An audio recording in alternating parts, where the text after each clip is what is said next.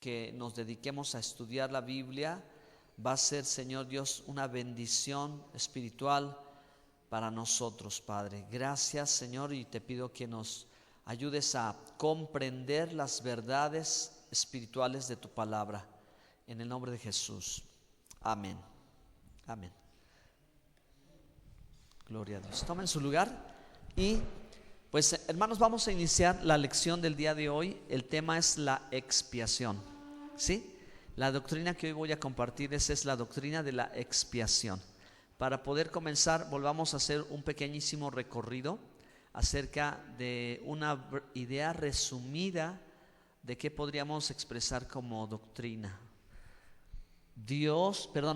Primero, las Sagradas Escrituras nos revelan a Dios que creó los ángeles y creó al hombre, pero el hombre pecó y por causa del pecado vino Jesucristo para expiar, salvar y sanar, dándonos el Espíritu Santo a su iglesia que espera su segunda venida.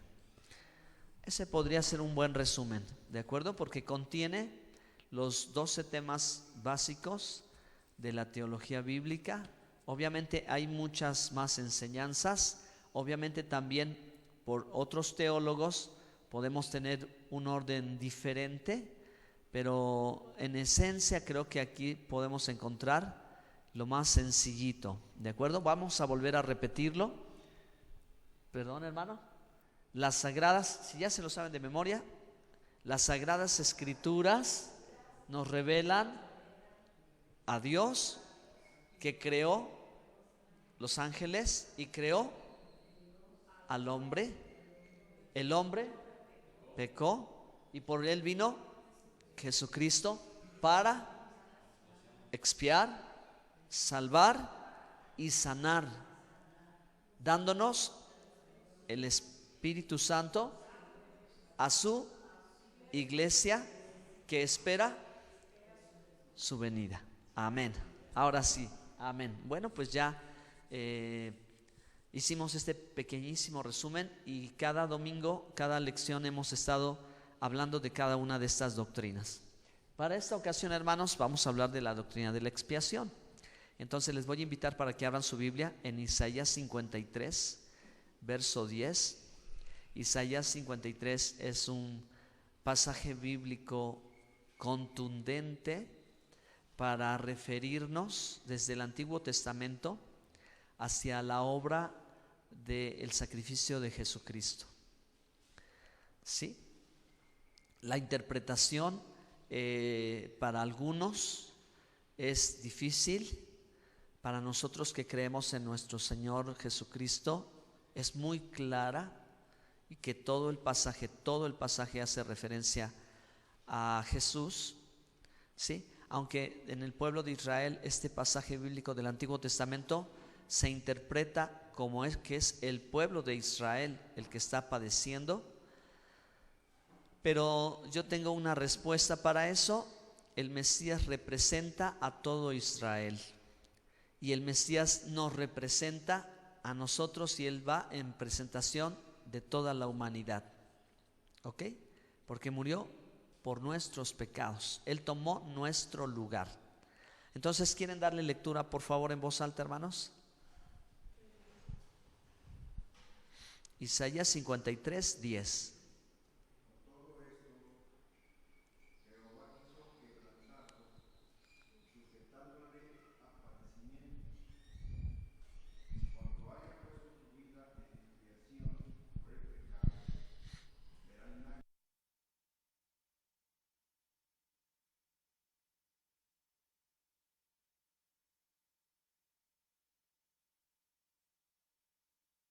Amén, gracias, hermano. Bueno, pues aquí en este pasaje aparece la palabra expiación. Así que lo primero que hay que definir es el significado de la palabra expiar. Y expiar significa cubrir. Expiar significa comprar a precio de. Y expiar también significa borrar, ¿sí? La palabra hebrea es capará. Y capará es la palabra que por primera vez en Génesis se ocupa cuando Noé hizo el arca. Y dice la Biblia que la cubrió con brea por dentro y por fuera, para que no se metiera el agua. Ahí aparece la misma palabra expiar, cubrir, ¿de acuerdo? Y bueno, pues quiero darles bastante antecedente de la palabra expiación. Pues es una palabra que conlleva un conocimiento contextual de en la Biblia qué es la expiación. Entonces nosotros podemos empezar a aprender, hermanos, sobre la palabra expiación desde las Escrituras, desde el Antiguo Testamento. Entonces, como ya les decía, en la primera porción donde aparece la palabra cubrir es en el Génesis con Noé, cuando se cubre con brea, se tapa para evitar por dentro y por fuera, para evitar las filtraciones y que bueno, pues pudiera flotar el barco que hizo Noé. Ahora, la palabra expiar se emplea, hermanos, en el tabernáculo. Esa palabra está directamente relacionada con el tabernáculo de Moisés. Desde el Éxodo, cuando Dios les dio los mandamientos al pueblo de Israel, recuerdan que Moisés subió al monte Sinaí 40 días y 40 noches y bajó con las tablas de la ley, los mandamientos en sus manos, tablas de piedra. En ese momento, hermanos, el pueblo de Israel ya se había extraviado porque Moisés no descendía y no sabían qué estaba sucediendo. Así que lo que se les ocurrió hacer fue buscar otros mediadores, ¿verdad? En lugar de Moisés, y se les ocurrió crear un becerro de oro y colocarlo ahí como mediador, ¿sí? Entre Dios y ellos, porque la Escritura claramente dice que estaban tratando de utilizarlo como conexión para acercarse a Dios. ¿Okay? Esto después lo pueden leer con mucha calma. Hay un versículo muy específico que explica eso, ¿sí? Y cuando Moisés baja, pues realmente se molesta porque ellos hicieron ese ídolo. Así que rompe las tablas de la ley. Cuando, hermanos, el pueblo de Israel comete este pecado, apenas estaba celebrándose el pacto, apenas Dios estaba haciendo el contrato nupcial, cuando el pueblo ya, ¿verdad?, está pecando. Esto es importantísimo, porque después de esto, hermanos, Moisés vuelve a subir 80 días, ¿sí? Entonces, ¿qué es lo que pasa, hermanos? Que cuando Moisés va de subida al monte Sinaí, va subiendo y día a día va diciendo: Dios perdona al pueblo, Dios perdona al pueblo. Así que 80 días, hermanos, fue lo que Moisés tardó, no porque fuera difícil escalar, sino porque él estuvo clamando por su pueblo. Y Dios le perdonó, ¿sí? Debido a su oración, debido a su intercesión a favor de su pueblo. Y Dios le dijo: tu pueblo. Entonces, hermanos, ¿qué hace Dios en relación con esto? Introduce el tabernáculo.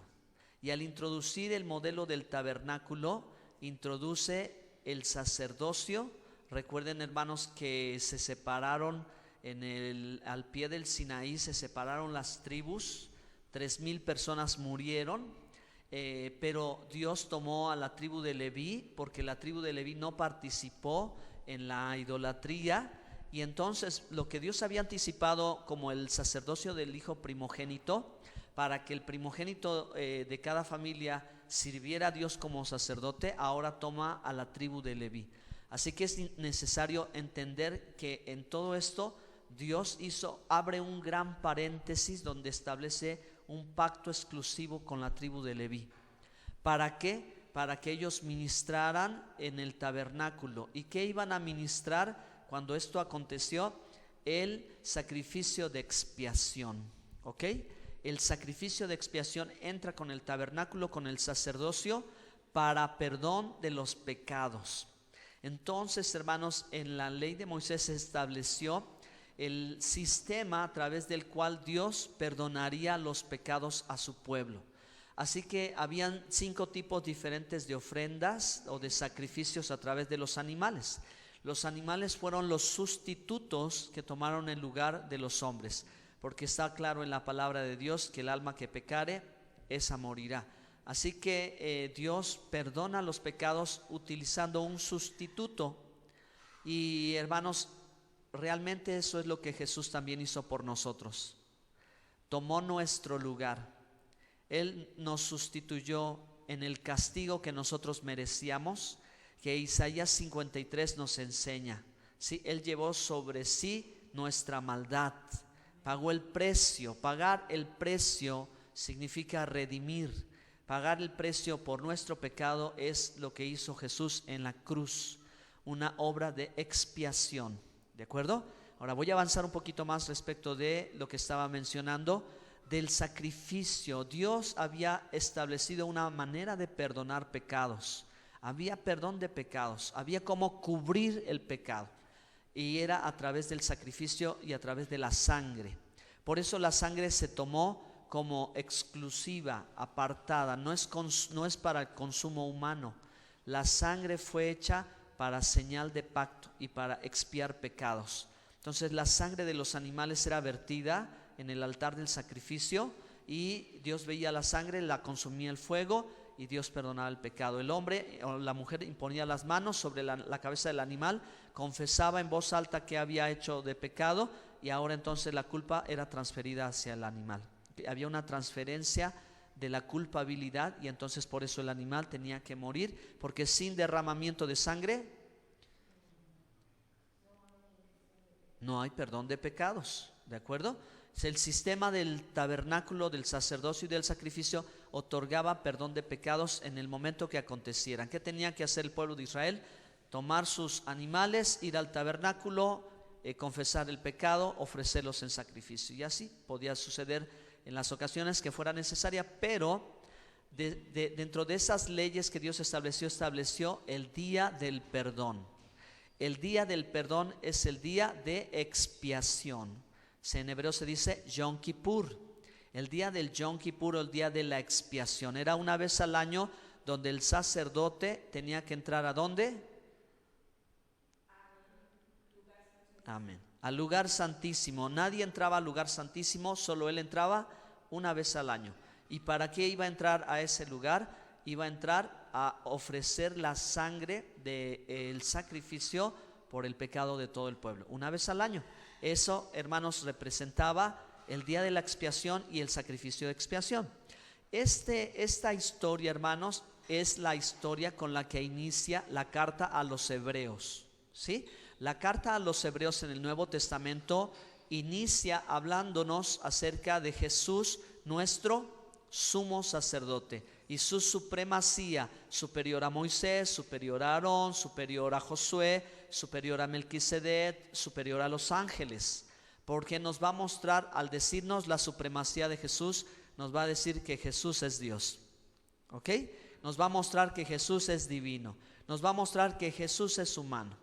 Y el sacrificio que Él hizo realmente fue el sacrificio que el Señor se entregó por nosotros cuando Él dio la promesa a Abraham en Génesis, cuando dijo: juré por mí mismo, no habiendo alguien mayor, dice la Escritura, juró por sí mismo que lo salvaría. ¿Cómo lo haría? Pues en el Antiguo Testamento constantemente Dios estuvo diciendo: vendré y los salvaré. Immanuel, que es Dios entre nosotros. ¿Ok? Entonces el nombre de Jesús en hebreo se dice Yeshua, que significa Dios mi Salvador. Entonces el pueblo de Israel, cuando venía el Mesías por primera vez, no sabía cómo vendría, no sabía. Nosotros lo vemos, ¿verdad?, por el conocimiento que poseemos de la Escritura y de la historia, pero en el tiempo de la venida del Mesías por primera vez, Israel todavía no tenía claridad de cómo se cumplirían las profecías que Dios había dicho, que Él mismo se presentaría. ¿Ok? ¿Por qué es importante saber esto? Porque Dios no acepta sacrificios humanos. Está prohibido hacer sacrificios humanos. Los sacrificios de las culturas paganas, las culturas prehispánicas a los dioses, hermanos, eso era abominación al Creador. Y está prohibido que alguien, ¿verdad?, trate de inmolarse por causa de otros. Dios no acepta sacrificios humanos. Por lo cual, si Jesús hubiese sido un simple humano, Dios, el Padre, no lo hubiera aceptado, porque eso es contrario a su palabra. Pero por ser Él verdaderamente el pan que vino del cielo, el Hijo del Dios Altísimo, el que vino de arriba, que no es de la tierra, que es del cielo, y vino como cordero inmolado, dejando su trono de gloria, se hizo semejante a nosotros, tomando forma de siervo. Amén. ¿Sí? Es Él y es su naturaleza, mis queridos hermanos. Él vino a ofrecerse a sí mismo en sacrificio de expiación por nuestros pecados, porque nadie lo podía hacer. Recuerden que Apocalipsis dice que el apóstol Juan estuvo en el cielo y había un rollo sellado que nadie lo podría abrir, y Juan lloró. Y lloró porque no había quien fuera digno de desatar el sello. Así que el ángel le dijo: no llores, he aquí el Cordero de Dios que quita el pecado. Expiación. Y cuando volteó, ¿qué miró? El león de la tribu de Judá. El ángel le dijo: he aquí el Cordero del sacrificio. Pero cuando él volteó, vio al león de la tribu de Judá. Todo eso es hermoso, hermanos, hermoso. ¿Qué vio? ¿Por qué no vio al cordero, no? ¿Por qué cuando vio al león de la tribu de Judá? Dos cosas sencillas, hermanos. La primera venida de Cristo en relación con el pecado. Cristo vino a este mundo en relación con el pecado y volverá sin relación con el pecado.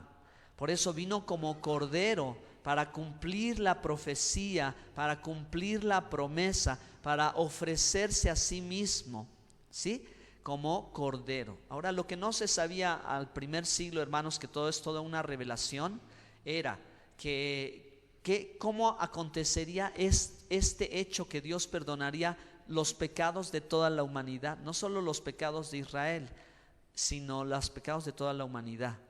No solo el pecado del sumo sacerdote, porque el sumo sacerdote en el día de la expiación primero ofrecía sacrificio por sí mismo.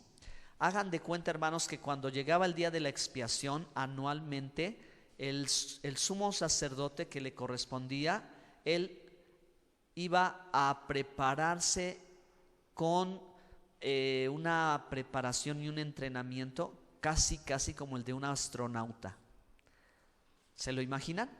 Ustedes saben que un astronauta cuántas cosas tiene que hacer: su traje, su preparación, los conocimientos, y viaja al espacio y allá está en el espacio, ¿verdad? Y tiene que regresar. Entonces el sumo sacerdote tenía una preparación de meses. 15 días antes se despedía de su familia, entraba al tabernáculo, a una cámara especial, entraba en baños de limpieza, revisión exhaustiva de las ropas sacerdotales, platicaba con los ancianos de Israel, hacían repaso, porque el sumo sacerdote tenía que, la mayor cantidad de mandamientos tenía que obedecer. Es casi más de la mitad o la mitad de los mandamientos que existen en el Antiguo Testamento, que le corresponden a un solo personaje, a uno solo, el sumo sacerdote, el que tenía la mayor santidad en el mundo. El hombre más santo en el mundo en ese momento era el sumo sacerdote, porque la exigencia para él era grande. Era tan grande que si él no lo cumplía, ¿saben qué pasaba? Moría. Por eso se le amarraba una reata a la cintura y unas campanitas, que cuando caminaba hacia el interior del tabernáculo, el pueblo escuchaba el sonido de las campanitas. Si el sonido se detenía en su trayecto de la tarea que hacía en la limpieza, el cambio de los panes, sin los panes de la proposición, el incienso y llevar la sangre en el incensario, él podía morir. y lo único que podían hacer es sacarlo. Nadie podía entrar, lo tenían que sacar. Se hagan de cuenta que el sumo sacerdote realmente iba a otra dimensión. Cruzaba el umbral, el velo que se mantenía, que dividía el lugar santo del lugar santísimo, se le llamaba el umbral. Eran dos velos encontrados que solo había, no pasaba la luz. Él tenía que cruzar de un lado, atravesar al otro, y no entraba la luz a ese lugar. Cuando él llegaba a ese lugar, la Shekinah de la gloria, la nube de la presencia de Dios, iluminaba ese lugar.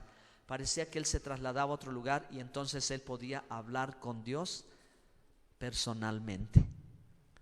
Qué impresionante, hermanos. En el día de la expiación él vertía la sangre en un solo lado de la charola. El propiciatorio era una charola que estaba sobre el arca del pacto. Estaban los querubines mirando hacia el interior, y en un solo lugar siempre vertía. Dios le dijo: solo en este lugar, nunca lo hagas en otro lugar. Y así lo tenían que hacer, porque el otro lugar estaba reservado exclusivamente para la sangre de Cristo Jesús. La sangre de los machos cabríos cubría los pecados ante los ojos de Dios, pero la sangre de Cristo borraba y borra todos los pecados. En el día de la expiación sucedía una vez al año, pero hermanos, según la carta a los Hebreos, cuando Jesús muere como el cordero inmolado y resucita y dice: voy al Padre, va a presentar su propio sacrificio. Y lo que no se sabía era que él, que fue el cordero, también fue el sumo sacerdote. ¿Cómo lo podrían saber? ¿Cómo lo podrían saber? Todo un misterio. ¿Qué pudo revelarse? Juan el Bautista dijo: he aquí el Cordero de Dios que quita el pecado. ¿Qué vio Juan el Bautista en Jesús? El Cordero. Pero no creo que ninguno pudo ver el sumo sacerdote. Cuando ascendió a los cielos, y dice la carta a los Hebreos que se presentó a sí mismo, él no necesitó sacrificio para sí, ¿verdad que no? ¿Por qué? Era sumo sacerdote, pero ¿por qué? Porque no era humano. Porque si fuese humano, entonces hubiera tenido necesidad de hacer un sacrificio para sí y luego para todos. Pero hermanos, la Biblia dice que Jesús era sin pecado. ¿De acuerdo? Entonces, un hombre nace pecador. La definición bíblica de ser humano es ser pecador. ¿Qué dijo Salomón en la inauguración del primer templo, cuando la gloria de Dios descendió? Porque todo hombre es pecador. Por eso Jesús, recuerde, concebido por el Espíritu Santo. Amén. Aquí nosotros, la Biblia nos va diciendo su naturaleza divina. Nuestro Mesías no necesitó sacrificio para él. Él se hizo sacrificio por nosotros. Amén. Bueno, pues gloria a Dios. Entonces, el origen de la expiación, hermanos, fue ordenado desde el cielo a causa del pecado de la humanidad. Por cuanto por un hombre entró el pecado, y el pecado afectó toda la creación. De tal manera que ahora lo que se puede decir muy sencillamente, hermanos, es que el efecto del pecado, las consecuencias del pecado en la humanidad, en los hombres y en las mujeres, se nos ve en nuestra naturaleza pecaminosa. Pero en los animales y en la creación, en los animales, algunos animales quedaron afectados por el pecado, ¿sí? En sus constituciones, en sus cadenas genéticas, hay, hermanos, defectos. Tienen defectos de tal manera que por eso Dios hizo en las mismas instrucciones que dio en la Biblia lo que era bueno comer y lo que no era bueno comer. ¿Por qué? Porque el pecado afectó la creación, hermanos. Muy bien. Bueno, entonces a través del modelo del tabernáculo se instituyó el sacrificio. Pero ahora sí quisiera ya entrar un poquito más en materia de lo que el Nuevo Testamento nos enseña respecto de esto.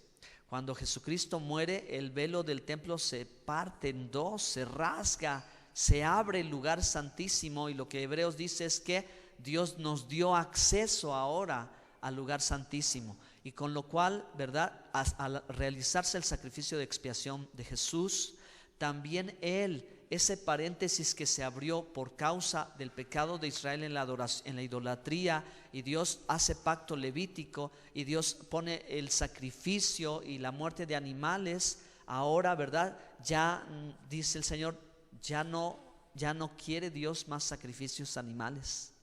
Nosotros nunca vamos a hacer un sacrificio, hermanos, ¿verdad? Está prohibido, ¿verdad? Y ni siquiera ahora, cuando el pueblo de Israel quiere construir el tercer templo y quiere levantar un sumo sacerdote y quiere poner el altar y sacar a la luz el arca del pacto, ya en la Biblia, en la palabra de Dios, ya Dios dijo, ¿verdad?, que el sacrificio de Jesús, único y perfecto por la eternidad, ya no es más necesario que ese sacrificio se haga.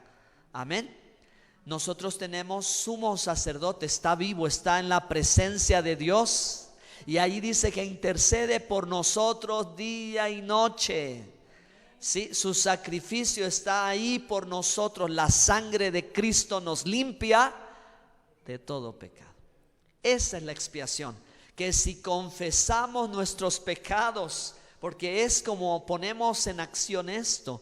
En la primera de Juan dice, hermanos, en la carta primera de Juan, segunda de Juan, tercera de Juan, que hablan sobre el amor de Dios y que hablan sobre la obediencia a los mandamientos. También ahí en el primer capítulo dice, ¿verdad?, si decimos que no pecamos, mentimos. Pero si confesamos nuestros pecados, la sangre de Cristo nos limpia de todo pecado. Abogado tenemos para con el Padre, ¿sí? Y el ministerio del Señor Jesucristo, lo que quiere decir aquí abogado, es que es el sumo sacerdote, porque está intercediendo por nosotros, hermanos, con su sacrificio. Amén. Así que muchas gracias al Señor, porque si en el principio era bueno y Dios de esa manera se reconciliaba con su pueblo, ahora Dios se reconcilia con el mundo por medio de Jesús. Por medio de Cristo Dios se reconcilia con el mundo. Por eso nos ha enviado como embajadores diciendo, rogando, ¿verdad?, que digamos reconcíliate con Dios. ¿A través de qué? A través de Cristo. ¿Cómo? De su sacrificio. Toda vez que el Nuevo Testamento habla de la cruz, recuerden, hermanos, que no habla solo del símbolo, sino del que murió en la cruz. Significa el crucificado, aquel que murió, ¿verdad? El que dio su vida, el que derramó su sangre por nosotros. ¿Por qué tuvo que morir? Porque sin derramamiento de sangre no hay perdón de pecados. Recuerden que en la fiesta de la Pascua, la última noche, el Señor tomó el pan y tomó el vino y dijo, esto es mi cuerpo, esto es mi sangre, que por vosotros es derramada para perdón de pecados, porque sin derramamiento de sangre no hay perdón de pecados. ¿Qué está diciendo? Su muerte expiatoria, su muerte para cubrir, y no solo tapar o cubrir, borrar. Por eso somos nuevas criaturas en Cristo Jesús. Las cosas viejas pasaron, ahora todas son hechas nuevas. Aleluya. Porque su sangre borró el pasado y Dios no se acuerda, hermanos, porque ya no hay nada.